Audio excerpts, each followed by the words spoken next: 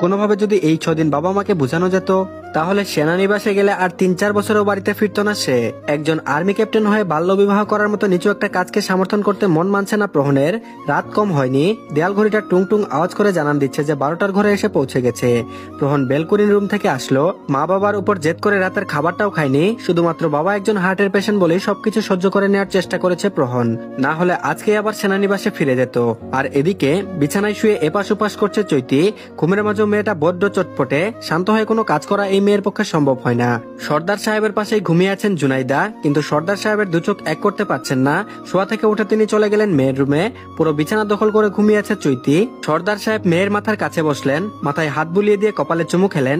মেয়ের মাথায় হাত বুলিয়ে দিতে দিতে বললেন, আমাকে ক্ষমা করিস আম্মা, আব্বু যা করছে তোর ভালোর জন্যই করছে।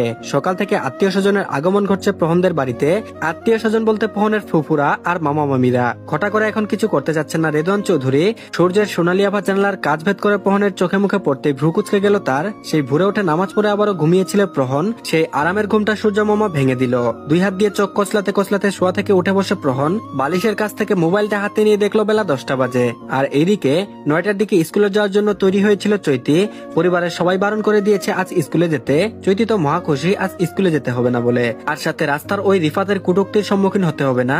বড় ভাবি চৈতির রুমে এসে বিছানার উপর একটা জামদানি হলুদ রঙের শাড়ি রাখলেন, সাথে প্রয়োজনীয় গয়না। শাড়ি দেখে ভ্রু কুচকে গেল চৈতির। কৌতূহল নিয়ে জিজ্ঞেস করে ফেললো, শাড়ি চুরি কিসের জন্য ভাবি?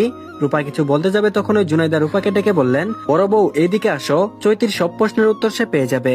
মায়ের এমন কথার আগামাথা কিছুই বুঝলো না চৈতি, কিন্তু এটা খুব ভালো করে বুঝতে পারছে আজ কিছু একটা ঘটবে।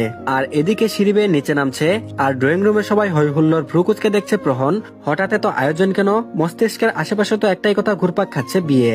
প্রহনকে দেখে তার বড় মামি এগিয়ে এসে বললেন, এই বিয়েতে সত্যি তোমার মত আছে তো? প্রহন এক পলক মামির মুখের দিকে তাকিয়ে বাড়ির সদর দরজার দিকে তাকালেন। বড় মামির মেয়ে কাজল আসছে। কাজলকে দেখেই প্রহন বিরক্ত হয়ে বলল, হ্যাঁ মত আছে, আর মত না থাকলেও কি এসে যায় বলুন তো? আব্বুর জন্য তো বিয়েটা করতেই হবে। বড় মামের পাশে দাঁড়িয়ে থাকলো না প্রহন, নাস্তা করার জন্য চলে গেল। ডাইনিং টেবিলে বসে মাকে বলল নাস্তা দিতে। মিসেস ইয়াসমিনও ছেলেকে খাবার পরিবেশন করতে ব্যস্ত হয়ে গেলেন। পরোটা ছিঁড়ে মাংস ভুনা দিয়ে যেই মুখে পড়তে যাবে, তখন ওই পেছন থেকে কাজিন দলের কেউ একজন বলে উঠলো, ভাই নাস্তা খাওয়ার শেষে রুমে গিয়ে মানসিকভাবে বিয়ের প্রস্তুতি নিয়ে। হঠাৎ এমন কথা শুনে পেছনে তাকালো প্রহন। কাজিনরা সবাই মিলে একসাথে সোফায় বসে গল্প করছে। তার মধ্য থেকে প্রহনের সমবয়সী ইফতি কথাটা বলে উঠলো, কিরে প্রহন বসে আছিস কেন, খেয়ে নে। মায়ের দিকে এক পলক তাকিয়ে বসা থেকে উঠে বাইরে বেরিয়ে গেল প্রহন। খাবারটা টেবিলের উপর রয়ে গেল।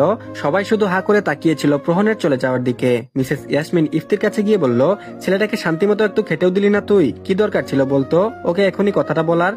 ইফতি বলল, আসলে আমি বুঝতে পারিনি যে প্রহন এতটা রাগ করে খাবার না খেয়ে চলে যাবে। মিসেস ইয়াসমিন